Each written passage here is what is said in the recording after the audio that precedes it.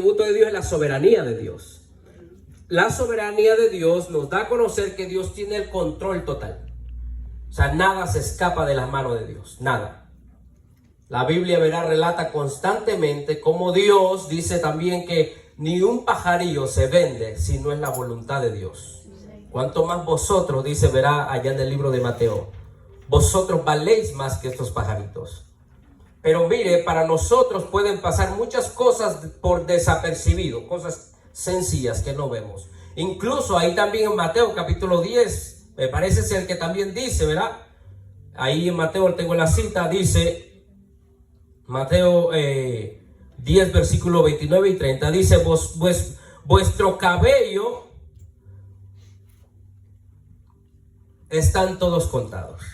O sea, tú y yo no prestamos atención o quizás nos preocupamos cuando comienza a caer nuestro cabello, pero aún no tenemos el control de nada de ello, ni lo podemos contar, ni sabes cuántos cabellos se te caen por día. Tú no lo sabes, aunque muchas veces lo palpes en tu mano.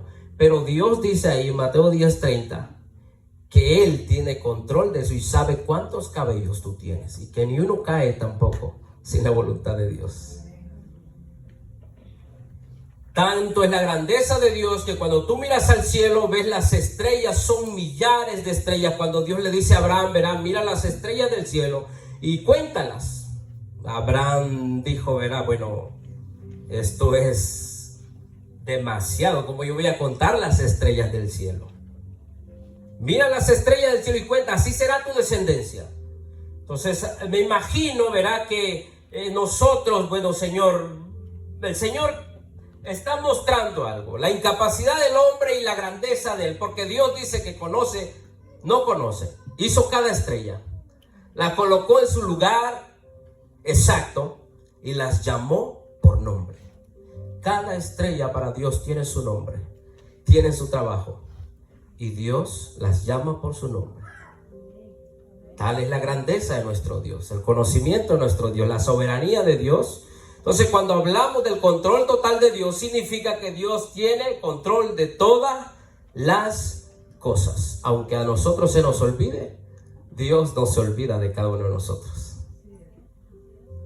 En nuestra vida práctica, a nosotros se nos olvida, pareciera que Dios, cuando nosotros nos vemos reflejados en una situación, un problema familiar, un problema laboral, problema en la escuela, problema con los hijos, problema con los vecinos, nos vemos atrapados y vemos como que no hay solución, como que parece que Dios se olvidó de mí.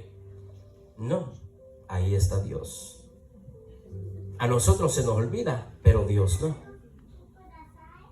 El hecho, hermano, de que tú y yo estemos aquí nos garantiza el control total de Dios. ¿Por qué le digo esto? Porque si por usted y yo fuera, constantemente nos vemos luchando de escapar de la mano de Dios. Constantemente tú y yo estamos luchando y pareciera que nosotros no queremos saber nada de Dios. Allá en Judas dice que tú perseveras porque Dios te preserva. Tú perseveras porque Dios te preserva. ¿Ve? Tú perseveras donde estás y vas a perseverar hasta el fin porque Dios te va a preservar. No es al contrario. Tú perseveras porque Dios te preserva. No, hermano, es que yo tengo que hacer esto. Bueno, hazlo en el amor, basado en obediencia, todo lo que tengas que hacer, pero no te gloríes en tus fuerzas, porque es Dios quien te sostiene. Es Dios quien te da la fuerza. El hecho de que tú estés aquí, te recuerdo nuevamente, es porque la soberanía de Dios constantemente, nosotros lo vemos en los hijos. Antes, hablaba el pastor Gabriel que como el niño, cuando va creciendo, a medida que va creciendo, él pareciera que insiste en desafanarse de los padres, porque él parece que es controlado y eso al ser humano no le gusta. El ser humano no le gusta la idea de ser controlado, de ser observado. Parece ser que sus acciones, todo lo que el niño hace, como que papá y mamá lo ven, lo saben, y esa idea no le gusta al niño. Parece que, ¿verdad? El pastor hablaba de una libertad. El niño busca ser independiente, ser libre de ese supuesto control. Pero muchas veces se les olvida a los niños que ese control aparentemente es basado o impulsado por el amor de los padres. Porque usted no querrá que su hijo, verá, a temprana edad se vaya de la casa, malgaste su vida ya, después vuelva a casa destruida. Usted de una u otra manera quiere evitar eso, pero sabe usted que no puede. Pero el niño no lo ve así. El niño lo ve como que no, es que yo no quiero que mis padres controlen mi vida. Y así lo vemos muchas veces con Dios. Bueno, yo sí busco a Dios, pero a mi manera. Yo busco a Dios cuando yo quiera.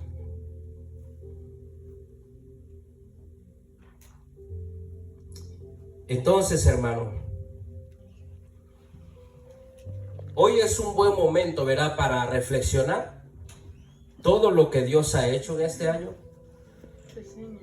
Es un buen momento para, yo sé que muchos, ¿verdad?, estamos culminando ya este año. Muchos hacemos planes, muchos nos formamos metas. Vuelvo y recalcamos, ¿verdad? Algunos dicen, para este año yo me propongo bajar ¿cuántas libras? Para este año yo me propongo llevar a cabo un negocio. Para este año, ¿verdad? Pretendo graduarme o de mi profesión, etcétera, etcétera, etcétera. Y planes y planes y planes. Algunos evalúan también su vida de crecimiento, su satisfacción, se sienten satisfechos, algunos quizás no. Algunos se preguntan, verá, y evalúan su vida. Los que hacen ese ejercicio, sería un buen momento para reflexionar en ello. Verá, estamos llamados a evaluar nuestras vidas a la luz de la palabra. ¿Por qué, hermano? Porque tenemos una misión.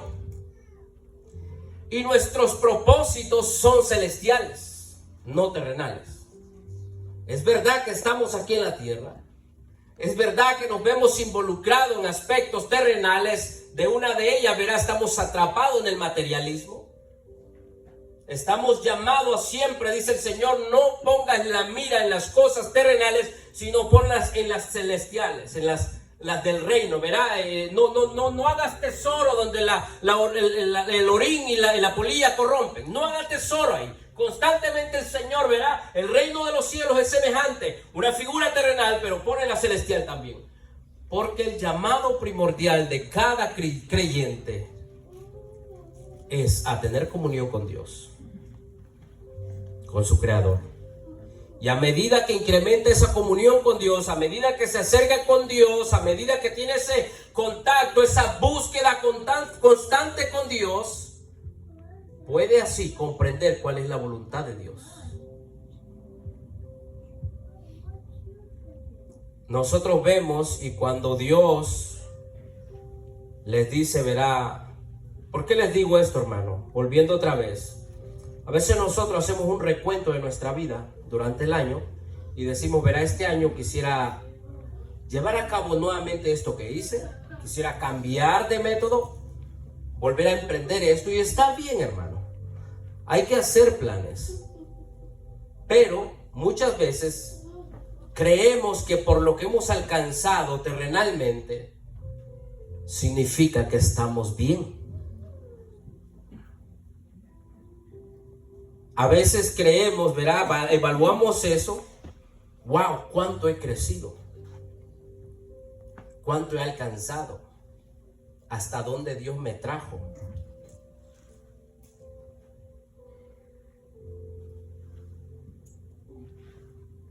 Evalúan, verá, a la luz de sus logros, cuánto Dios me ha bendecido. Y son dignas, hermano. Hay cosas que son dignas. Por ejemplo, yo no estoy en contra de que usted lleve a cabo un negocio. No estamos en contra. Yo creo que nadie lo va a estar que usted lleve a cabo, emprenda un negocio. Nadie está en contra de que los muchachos se gradúen con una profesión. Nadie está en contra, ¿verdad? Pero nuestro llamado primordial, hermano, es a crecer en cosas celestiales. Amén. Cosas celestiales. Ojalá y pudiéramos entender que si Dios te permitió ese negocio, es para que con ese negocio tú puedas alcanzar el propósito que Dios te ha dado. Amén, amén. Porque si te enfocas en lo meramente terrenal, vas a descuidar lo celestial. Y ahí está el problema.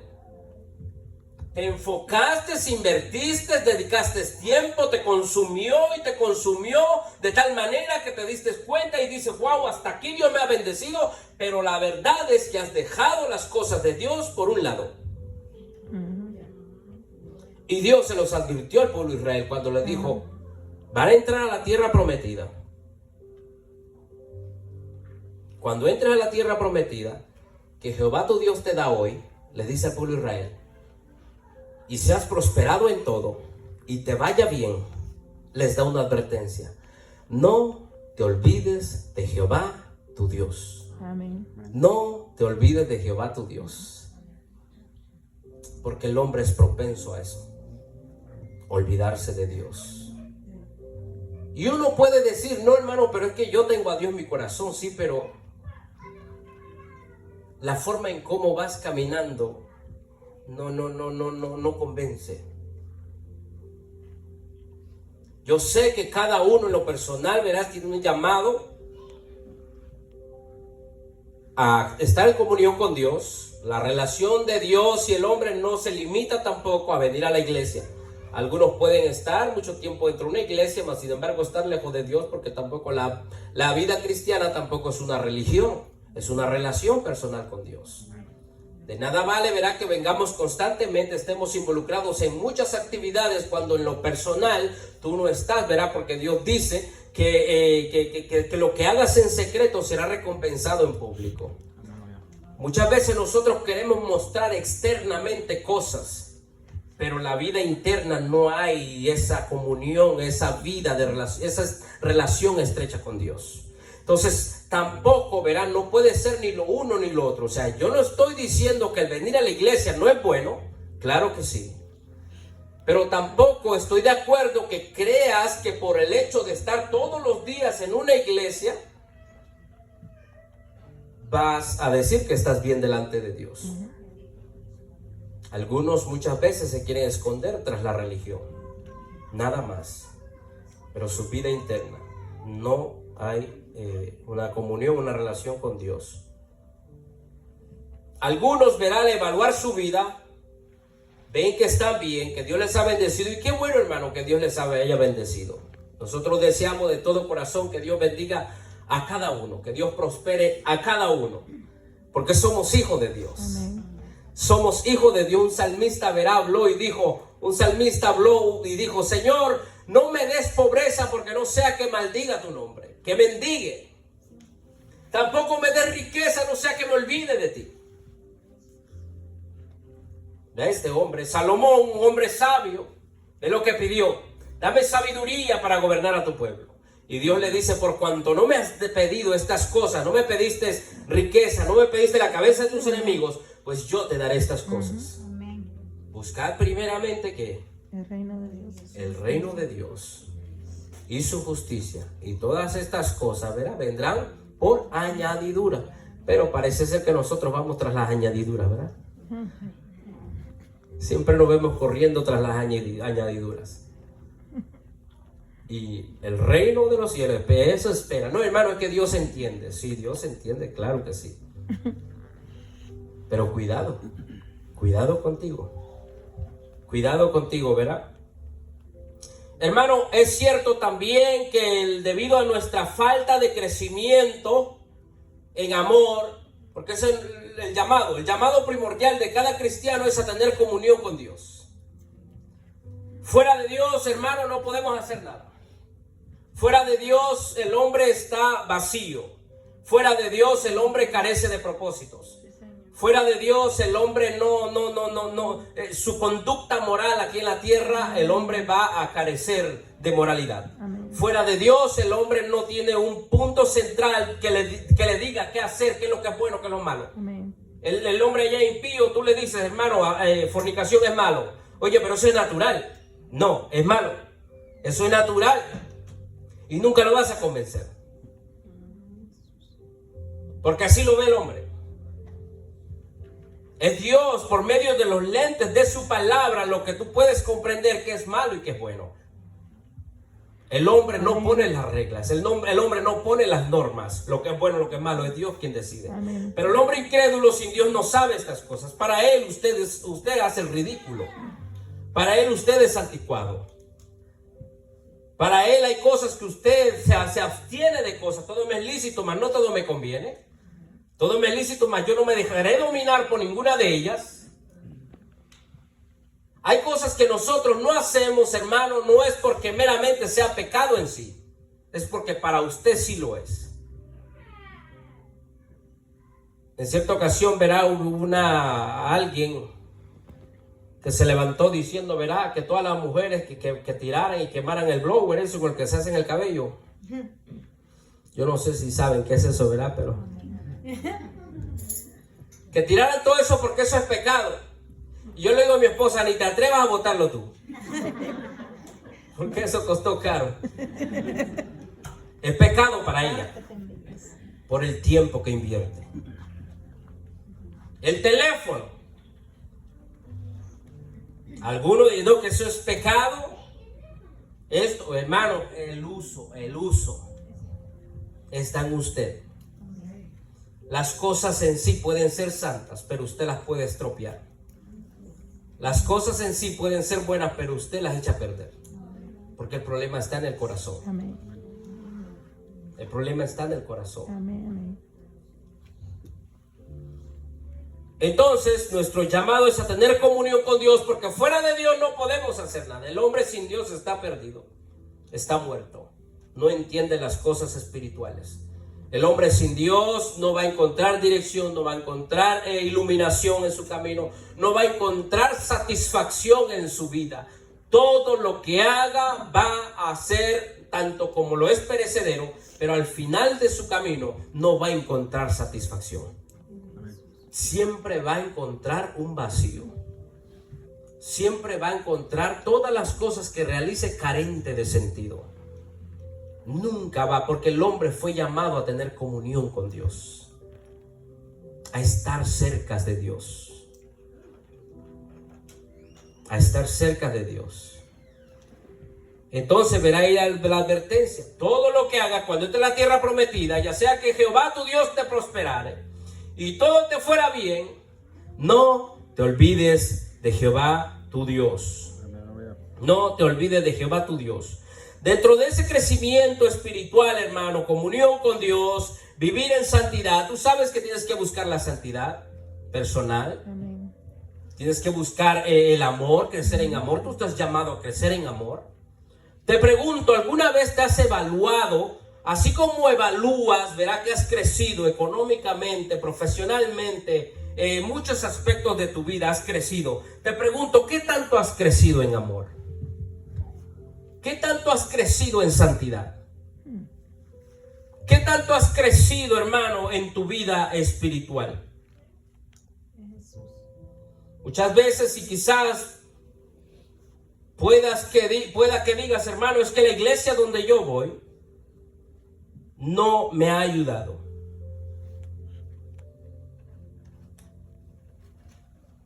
Mis maestros no me han ayudado. Los líderes que tengo no me han ayudado.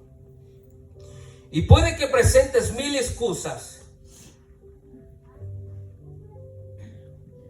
pero tú tienes un llamado y eso es personal. Amén. Nadie puede intervenir en tu vida de santidad. Nadie puede intervenir en tu comunión con Dios. Nadie puede intervenir en tu conocimiento de la palabra. Tú tienes todas esas cosas en tus manos. Tú puedes en tu casa. Tienes el teléfono. Ya. Aunque muchas veces no lo recomiendo, pero yo sé que muchos andan viendo YouTube. alimentándose de maestros falsos, falsos maestros, falsas enseñanzas. Por eso cuando vienen aquí a la iglesia evalúan a uno y no dicen, este no tiene fuego. ¿Para ti qué es el fuego? ¿Brincos? Eso de ese hermano no tuvo unción. Mira, hermano, una cosa que me he propuesto y se lo dije siempre al Señor. Mi intención nunca fue mover tus emociones, pero sí tocar tu conciencia. Porque yo te puedo emocionar un rato, hermano, pero eso no te va a ayudar. Tú no vas a vivir de esa emoción por un rato que pasó aquí. Pero la palabra que Dios pone en tu corazón, verá, yo ruego a Dios siempre eso. Señor, usa mis labios para bendecir a tu pueblo con el poder de tu palabra. Porque créame que si esa palabra trata y hace eco en su corazón, usted se va a ir pensando con eso a casa. Y la emoción no dura. Hay muchas cosas en YouTube que uno lo ve, emocionales, carnales, de un punto de vista, con motivaciones equivocadas, basadas en qué, crecimiento personal y muchas cosas. Eso ya le corresponde a usted. Según vaya evaluando su conocimiento, verá cómo va creciendo. Pero la cosa es que usted no tiene dudas, o sea, no tiene excusas. Se ha abierto, verá, y no es para nada. Muchas veces estudio bíblico y no hay interés.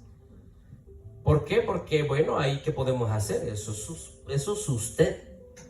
No le interesa saber más de Dios, eso es usted. Nadie se lo impide hasta el momento. No ha habido una persecución como lo tuvieron los apóstoles, como lo tuvieron la iglesia primitiva, una persecución. No ha habido ese movimiento que hubo un tiempo atrás donde prohibían tener las Biblias en casa. No hay nada de eso. Pero aún con todo parece ser que el hombre no le interesan las cosas celestiales. Es tremendo, hermano.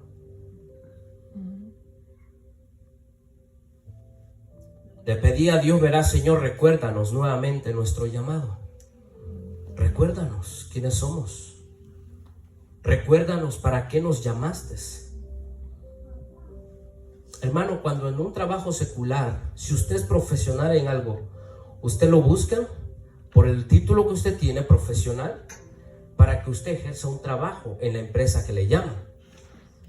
Pregúntese para qué Dios lo llamó. ¿Para qué Dios lo escogió a usted?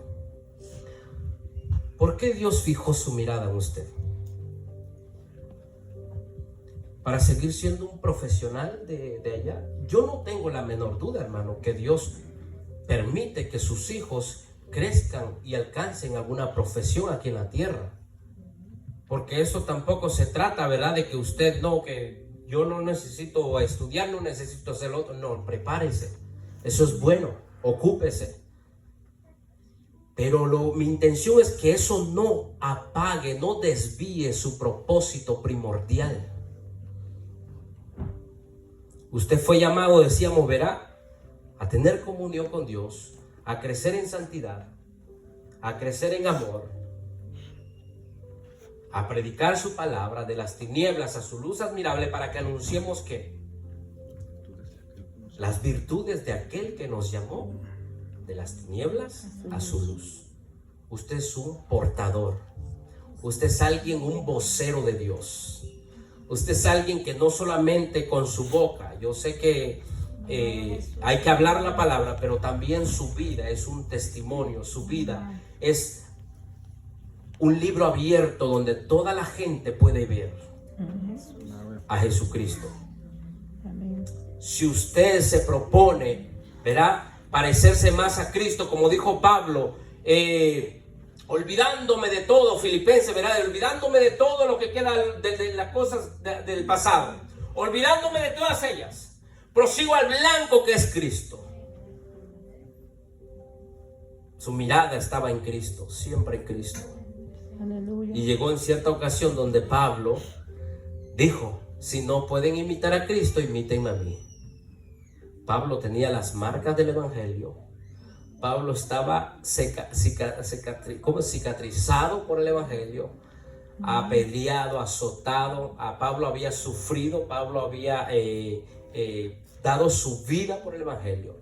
La gente miraba a Pablo como a alguien que había cambiado todo lo que tenía por amor a Cristo, por seguir a Cristo, por predicar a Cristo. Pablo se propuso en su corazón ser un embajador, un siervo de Jesucristo. Cuando ahí en Romanos 1 dice, yo pues apóstol de Jesucristo, primero dice, yo pues siervo de Jesucristo. Esa palabra siervo ahí significa esclavo.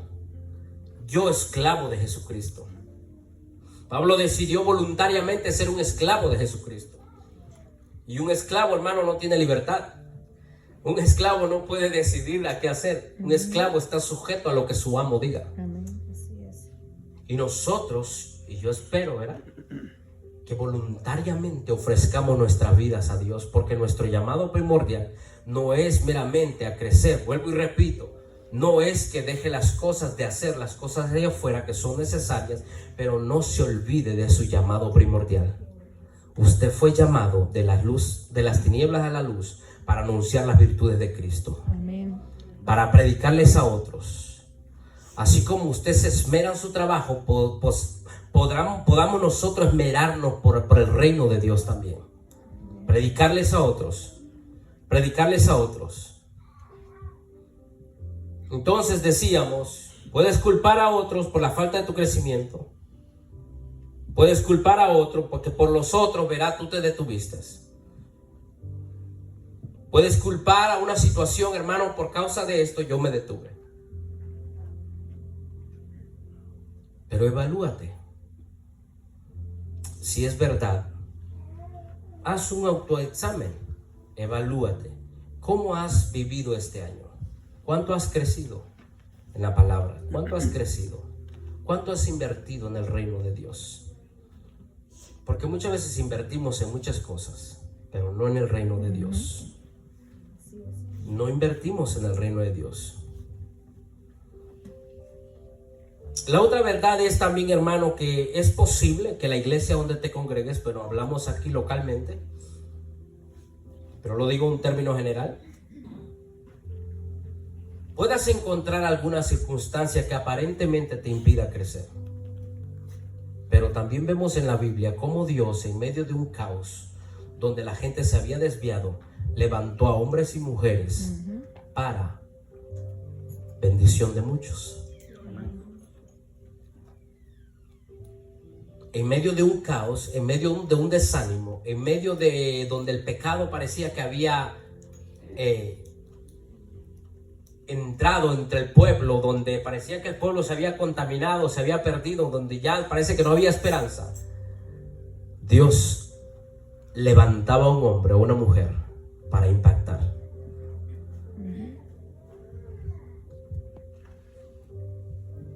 Pero nosotros siempre esperamos que sea alguien más, porque yo no. No, yo no. Pasó con Gedeón. Señor, yo no puedo. Yo, Gedeón, sí, tú. Moisés, Señor, yo que no puedo ni hablar, sí, tú, Moisés. Pasó con Jeremías. Señor, yo soy un niño. Jeremías no era un niño. Bueno, en la tradición hebrea, ¿verdad? Posiblemente tenía como 17 años.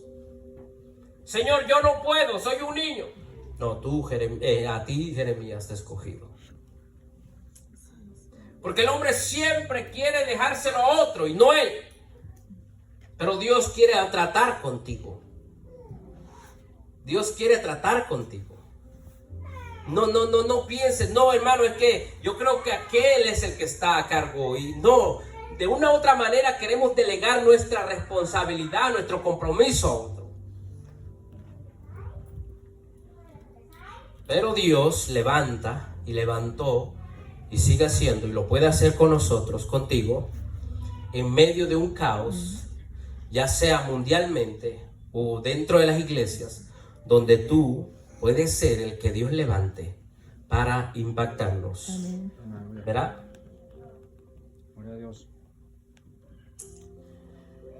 Pero volviendo, hermano, y de todos estos planes, verá que posiblemente hay en nuestras vidas, nuestras agendas, planes, metas. Te pregunto, ¿qué planes has hecho para Dios? estamos ya a punto de cerrar el ciclo, ¿verdad? ¿Qué planes te has propuesto para Dios? Este año que entra, sí me prometo, ¿verdad?, leer la Biblia, aunque muchos lo han hecho quizás, pero llegando a Génesis y viendo con todos esos nombres que están ahí, hermano, hasta ahí llegó. Empezamos a leer, ¿verdad?, todos los nombres, las generaciones y todo eso, y ahí ya como que ve la intención del hombre. Siempre hay buena intención, pero en la manera de ejecutarlo siempre hay algo que lo detiene. O de repente se enfermó y ya lo toman como algo de Dios, ¿verdad? No, quizás Dios no quiera que lea este libro.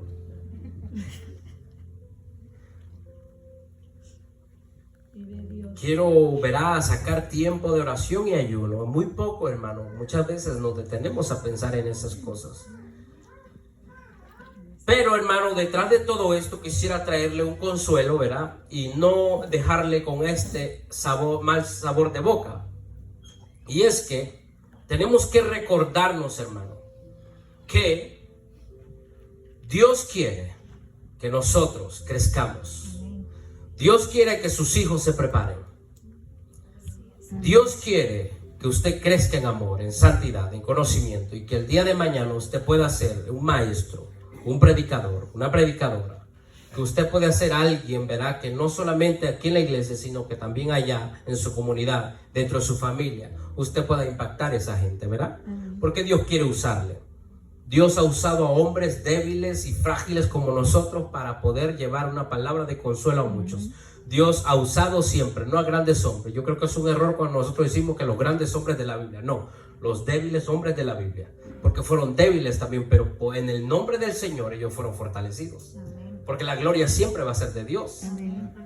Verá, cuando se habla ahí Efesios que el tesoro más hermoso que Dios nos ha dado lo ha depositado en ollas de barro.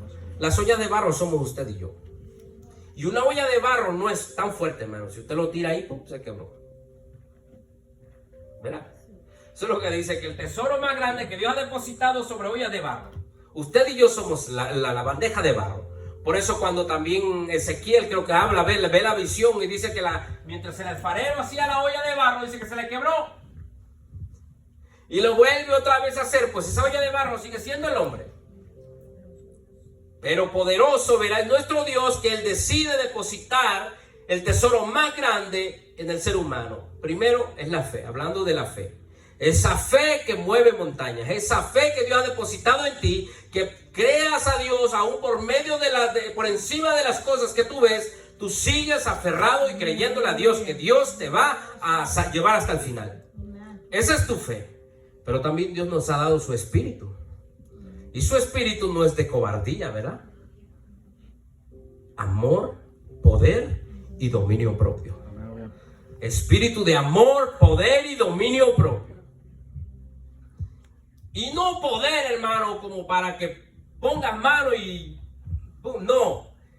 Es poder para poder vencer las tentaciones.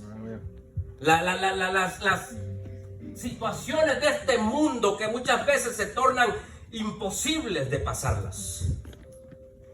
Y Dios te ha dado un espíritu de poder para que digas en el nombre del Señor, vamos para adelante. Ese es el espíritu que Dios te ha dado. El espíritu te hace sentir la necesidad que tienes. Por eso te decía yo, el hecho de que tú estés aquí hoy es que Dios tiene el control de tu vida. Porque aún Dios no ha terminado contigo. Aún Dios te quiere llevar a donde te va a llevar. Aún Dios sigue moviendo mar y tierra allá afuera con tal de siempre traerte al redil. Porque Dios no ha terminado contigo. Aún Dios tiene cuidado de ti. Aunque muchas veces tú no lo quieras o no lo veas. Aunque muchas veces te vayas lejos, pero Dios te vuelve a traer. Eso significa que Dios da esperanza y Dios tiene el control todavía. Pero si hay algo, hermano, que detrás de todo esto, ¿verdad? El hombre se hace un negocio, el hombre termina su profesión, el hombre hace muchos planes, pero siempre tiene algo en mente. Y siempre el hombre teme algo. El hombre siempre teme algo e incluso le puede ser molestoso el hecho de que aunque planifique cosas, le molesta, puede molestarle, pero se siente inseguro. Y es que el hombre no tiene control de las cosas.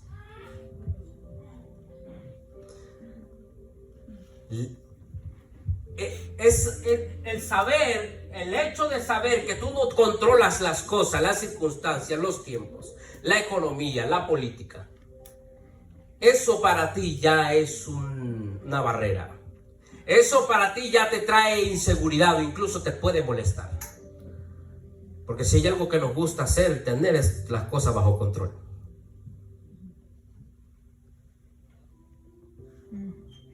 ¿Verdad? Queremos que las cosas salgan tal y como las planeamos. Hacemos nuestros planes, ¿verdad? Yo quiero que esto salga así, que esto no es el resultado. Y resulta que salió otra cosa. Pero es hermoso saber, hermano, que tú y yo no tenemos el control. Porque si tú y yo la tuviéramos, hermano, hace rato quizás estaríamos en el mundo. Hace rato tú y yo estaríamos lejos de Dios. Es por eso que Dios no te da el control. Es por eso que es esperanzador. ¿Cuántas veces cantamos, verás, Señor, qué sería de mí si tú no me hubieras alcanzado? Porque dentro de la salvación, hermano, el principio de la salvación es que Dios te busca. Tú no buscas a Dios. Dios permite circunstancias para que de una u otra manera tú te sientas atrapado y te lleve a buscar a Dios, entre comillas. Pero es Dios que prende la zarza para llamar tu atención. Es Dios que enciende la zarza ardiente que Moisés le llamó la atención y dijo: ¿por qué esta zarza no se consume? ¿Por qué esta zarza arde sin apagarse? Es Dios quien provoca esa situación para llamar tu atención. Es Dios quien te busca. Entonces, Dios siempre ha tenido el control. Amén. Por lo general, verá, nuestra agenda se ve interrumpida. Vuelvo y repito, nuestra agenda es esto, aquello, lo otro, los planes, las ideas, los proyectos, los negocios. Está bien, pero no te sientas mal si dentro de todos esos planes te ves interrumpido.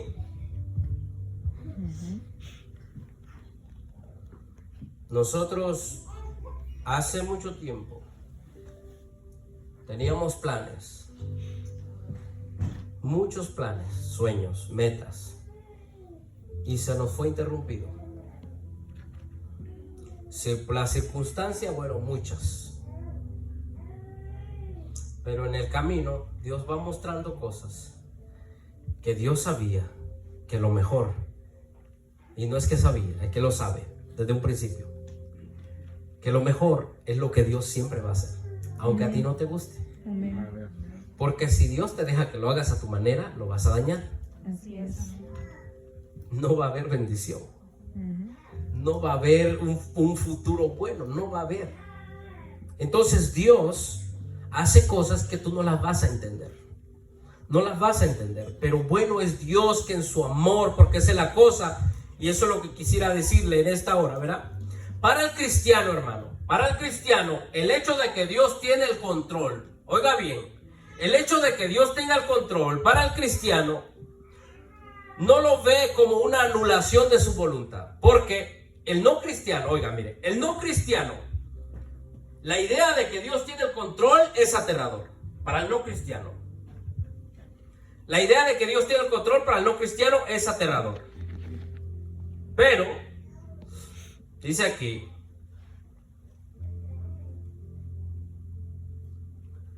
el no cristiano es una amenaza para su libertad. Al hombre no le gusta la idea de que Dios le observe, de que Dios vea sus acciones, de que Dios vea lo que hace. Al hombre incrédulo no le gusta esa idea. Al hombre inconverso, no cristiano, también eso de que Dios tiene el control, no, él vive sin esperanza. Para él no hay esperanza. Para el no cristiano eso es una vida sin esperanza. O sea, él cree que la vida es nacer, ¿verdad? Y vive la vida loca Que al final, olvídate eso, da igual. Te portes o no te portes bien, olvídate, eso no tiene nada que ver. Eso es un incrédulo. Para él, verá, el incrédulo cree en el karma. No, eso fue un karma. Él hizo eso, pues obvio, ¿verdad? Le pasó, es un karma. No. Para el cristiano no. Esa idea de que Dios tiene el control para incrédulo, vuelvo y repito, es aterrador. Es vivir sin esperanza. Es atribuirle otras cosas, ¿verdad? El karma, porque él, eso de que tú le digas, mira, yo creo que Dios te está permitiendo eso por algo. No creo. Él te va a evadir la idea de que Dios tiene el control, porque él no quiere eso. Porque si él tiene que aceptar eso, él sabe que todo lo que él haga es observado. Y Dios al final va a obrar con justicia. Y al hombre no le conviene eso. Al hombre no le conviene eso. Por el otro lado, el cristiano no ve, esa es la contraparte, el cristiano no lo ve como una cohibición de tu voluntad. Haz de cuenta, tú no dices, no, es que yo sé que muchos argumentan con el libre albedrío, hermano. No, que Dios no dio libre albedrío. Alguien dijo por ahí, mira, si Dios te dio libre albedrío y Dios te hubiera dejado tu libre albedrío, tú hubieras preferido el infierno. Porque dice, verá, Jesucristo hablando en San Juan, dice que la luz vino al mundo, esta es la condenación. Que la luz vino al mundo, pero el hombre amó más que las tinieblas. Porque eso somos tú y yo. En nuestra naturaleza caída nosotros amamos más lo malo, el pecado. Si no es que Dios interviene en tu vida, si no es que Dios viene y derrama su espíritu en nosotros, nos cambia esta naturaleza caída que ahora mis ojos ven, es que tú y yo cambiamos. Pero es que si no es que Dios alumbra nuestra vida a la luz de su evangelio, nosotros no podemos ver, siempre vamos a estar cegados en las cosas de esta tierra. Es Dios que tiene que intervenir. Por eso nuestra voluntad no es, nosotros como cristianos no nos afecta la idea de saber que nuestra vida está bajo control de Dios. Eso no debería afectarnos. No debería espantarnos. Más bien deberíamos de gozarnos. Porque por lo menos hay esperanza. Y es que lo vemos como una guía protectora. Lo vemos como el cuidado de un padre sabio y amoroso. ¿Ves la diferencia? La idea de que Dios tiene todo el control, nosotros decimos, bueno, es que yo sé que mi Dios tiene el control de mi vida porque Él me ama. Y Él no quiere que yo, aunque normalmente tu agenda no va con la agenda de Dios. La agenda del hombre casi por lo regular siempre va independientemente de las cosas de Dios.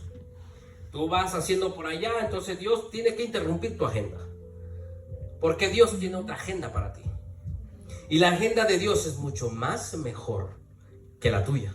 Entonces Dios, en su amor, en su sabiduría, Él verá, dice que está detrás de cada situación. El cristiano ve la mano de Dios dirigiéndolo conforme a sus planes y su voluntad. O sea, el cristiano, en vez de ver la soberanía de Dios, el control total de Dios en su vida como algo espantoso, no, es que a veces creemos nosotros, ¿verdad? No es que Dios me está viendo. Y qué bueno, hermano, que Dios nos ve. Y qué bueno. Porque no somos incrédulos. El incrédulo cree que Dios no le ve. El incrédulo por eso espera, entre comillas, se le es permitido hacer lo que él quiera. Porque cree que nadie le ve. Pero al final del camino, Él dará cuenta de cada palabra ociosa que dio, de cada acción inapropiada que dio. Él dará cuenta al final del camino. Y esa idea le aterra. Al cristiano no. ¿Por qué al cristiano no? Porque el cristiano, todo lo que haga en secreto, sea obra buena, el Señor lo va a sacar en público. Usted y yo no tendríamos que esforzarnos en demostrar quiénes somos. ¿Sabía eso? Muchas veces queremos nosotros que la gente nos vea, Queremos llamar la atención como Zaqueo, cuando Zaqueo se sube al árbol de sicómoro, ¿verdad? Y empezó ahí como que quería que Jesús le viera.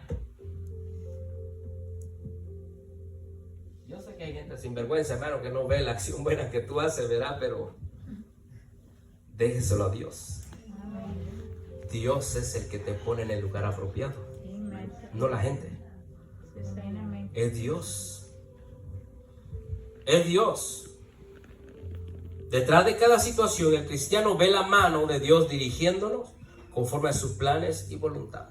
O sea, cuando vemos nosotros una situación, ya sea para bien o para mal, conforme a nosotros lo veamos aquí en la tierra, para Dios se plació en permitir eso para forjar un bien en ti, para dirigirte, porque el camino que tú habías escogido, donde tú querías ir, no era bueno, no te iba a llevar a bien. Entonces Dios decide permitir una situación, una enfermedad, una decadencia física, económica, para Dios traerte nuevamente. Y en vez que tú y yo lo veamos como, oh, es que Dios me está castigando, no, es el amor de Dios con el cual Dios está trayéndote de vuelta. Dios te trae de vuelta. Por eso el cristiano, el control de Dios, la soberanía de Dios no te lo tiene que ver como algo espantoso. No es que somos vigilados. Hermano, tú y yo somos vigilados hace rato por medio de los teléfonos que tú tienes. Y eso no te aterra, ¿verdad? Pero mira, qué hermoso es saber que Dios tiene control de todo y ve todo. Yo no sé si usted se alegra.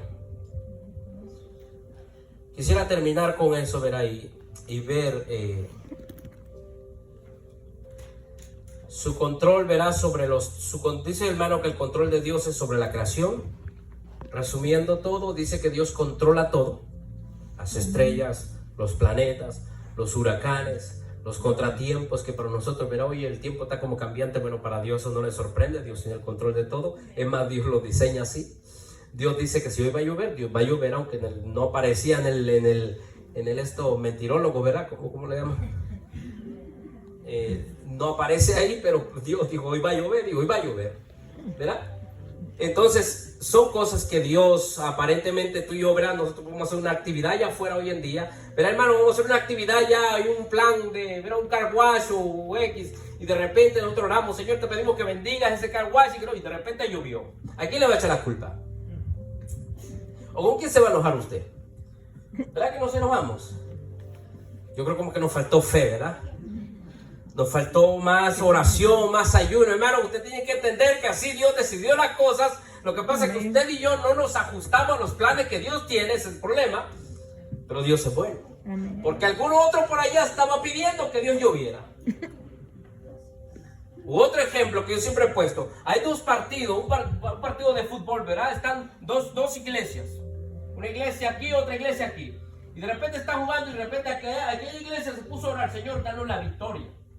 Y aquí por el otro lado, verá, Señor, danos la victoria. Creemos que tú nos vas a dar la victoria. Entonces, ¿a quién el Señor le va a dar la victoria? Bueno, resulta que ¿quién le dio? Dios decidió dar la victoria a uno. ¿Qué va a decir el otro? Yo creo que nos faltó orar. Yo creo que no tuvimos fe. Hermano, es que hay cosas que tú y yo no las vamos a entender, pero en la soberanía de Dios tú tienes que estar quieto. Saber que hay cosas que no te encumbren a ti. Tú tienes que orar, es cierto. La oración tampoco significa que va a cambiar los planes de Dios. No, tú tienes que orar, pero también saber esperar. Porque Dios tiene planes que tú y yo no sabemos. Y Dios siempre va a tomar la decisión correcta, no basada en tu prejuicio, no basada en lo que tú quieras, no basado en lo que Dios sabe que es mejor para ti. Amén. ¿Verdad? Eso es lo que Dios va a hacer. Entonces Dios tiene el control de los tiempos, todo el universo. Dios tiene el control de la historia, de la humanidad, los tiempos.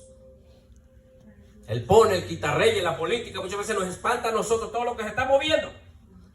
No, hermano, es que si yo voy a la iglesia, ojo, siempre lo hemos dicho de aquí.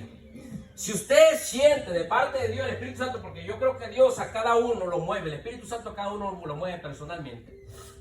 El hecho de que algunos tengan mucha fe, Dios no les haya hecho sentir y se vayan a una iglesia sin importar la situación migratoria que haya, Dios le va a librar. Pero eso queda de cada quien, ¿verdad? Conforme a su comunión que usted tenga con Dios, Dios le va a hacer sentir las cosas. Ahora, usted viene a una iglesia, pero de repente hay un hermano que no siente ir a la iglesia. Yo esperaría, ¿verdad?, que fuera en el espíritu y no en su carne.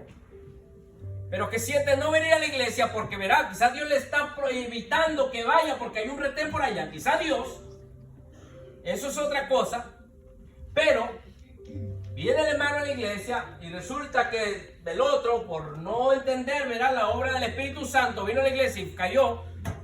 A veces van a culpar a los hermanos, los pastores, no, porque ellos dicen que tenemos que congregarnos obligados. No, pero tampoco deje venir a la iglesia. Por eso es importante su comunión con Dios usted. Es importante ver su comunión con Dios, pero Dios tiene control de todas esas cosas también. La política, las leyes migratorias. Dios controla todo eso también. Ahora, si tú caes en uno de ellos y eres deportado como lo fui yo, hermano, tienes que entender de que la voluntad de Dios era así. Porque a ti no te pasa nada si Dios no lo permite. Ese es el control de Dios. A ti no te pasa nada si Dios no lo permite. No es esperanzador para ti. No, pero saben que hay un problema, hermano. Y un hermano me lo confesaba. Miren, este hermano me decía, hermano, si había un problema que yo no podía orar en la cárcel, porque me compartió también que él estuvo en la cárcel, había una palabra que yo no podía decir cuando estaba en la cárcel. Y le digo, hermano, dígame cuál es. Hágase tu voluntad. Y dice, ¿por qué no lo podía decir? Porque yo sabía que Dios me quería en México, pero yo no me quería ir. Y eso me pasó. Yo sentía una paz con Dios, que sabía que iba para México, pero yo no quería aceptar eso. Porque uno se aferra a algo, hermano. Y Dios determina qué es lo mejor. Amén. Tú puede que llores, puede que patalees, puede que hagas berrinche, pero hermano, al final Dios es vencedor. Amén. Y Él va a hacer lo que Él sabe que es mejor para ti y para mí. Así que, ¿verdad? No tengas miedo, hermano, de las dificultades, de la situación política. Confía en Dios, por eso busca a Dios. Y Dios hará lo que Él tenga que hacer. El control sobre nuestras dificultades, hermano. Termino con esto. Mire, para lo que le gusta el chisme, ¿verdad? Hay una situación, ¿verdad? Aquí José, bueno, no sé si alguno verá estar familiarizado con la historia de José, el que lo vendieron sus hermanos, ¿verdad? El hijo de bueno, donde nacen todos los patriarcas. José, este muchachito, ¿verdad? El más joven, dice que era amado por su padre. Era amado, muy amado por su padre. Lo amaba demasiado que le mandó a hacer una túnica especial. ¿Verdad? El favorito. Yo sé que todos tienen favorito, aunque no lo quieran decir frente a los hijos, ¿verdad? Pero hijos, no se molesten. El que se porta mejor, ¿verdad? Quiere más amor. O sea, yo sé que los aman todos, pero mire, hay cosas que no le van a confiar a usted porque usted lo derrocha.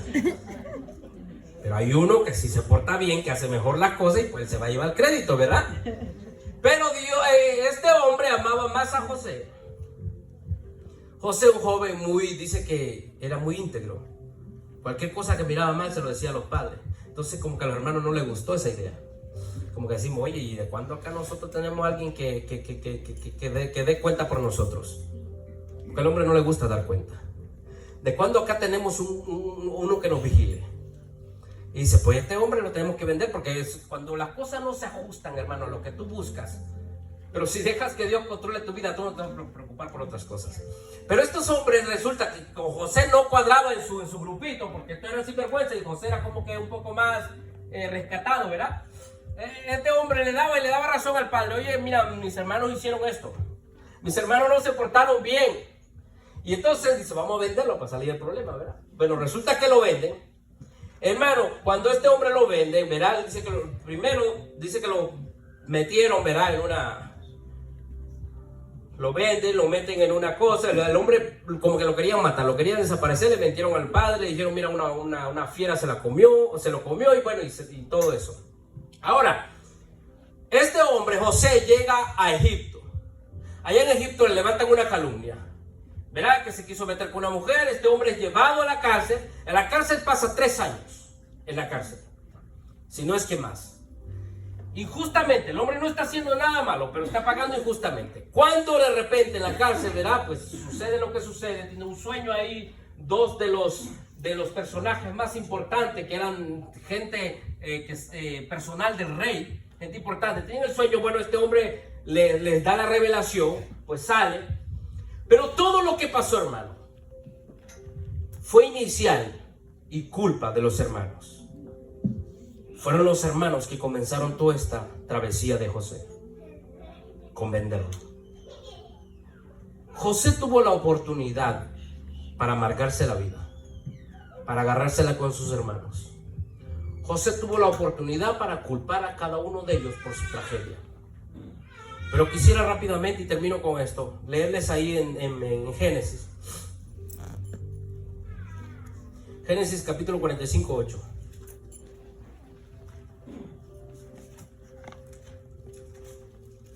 Génesis 45, 8 dice.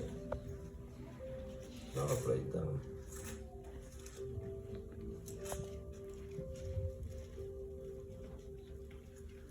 Lo tiene y dice. Dice Génesis 45, 8. Así pues, no me enviasteis acá vosotros, sino Dios, que me ha puesto por padre de Faraón, que me ha puesto, acá por padre de Faraón y por señor de toda su casa y por gobernador en toda la tierra de Egipto. José entendió que Dios tiene el control. José entendió que sus hermanos tuvieron responsabilidad por lo mal que obraron, porque tuvieron, me imagino, sus consecuencias. Pero José determinó que su vida no la dirigió ningún hombre. José entendió que todo lo que le pasó y lo que alcanzó fue porque así Dios lo quiso. Dijo, porque no me enviaste vosotros, le dijo a los hermanos después de que se encontró con ellos. Porque los hermanos dicen que al verlo lloraron, se quebrantaron, pidieron perdón y dijeron, por cuánto daño le hemos hecho a nuestros hermanos. Ellos sintieron el dolor. Pero José respondió y dijo, por cuanto no me enviaron vosotros, fue Dios que me envió acá. Fue Dios que me envió acá. ¿Sabe, hermano? Para el creyente es esperanzador saber que cualquier circunstancia que se pase es porque Dios lo permite para seguir obrando en ti, forjando en ti el hombre, la mujer que Dios quiere que seas. Ojalá y podamos ver a la luz de esta verdad, hermano, de la soberanía de Dios, todo lo que nos pasa, dice Romano, verá, todo obra para bien a los que conforme a su propósito han sido llamados. Todo obra para bien, ¿verdad? ¿Cuántos creen que Dios tiene el control? Amén. Pongamos sobre nuestros pies.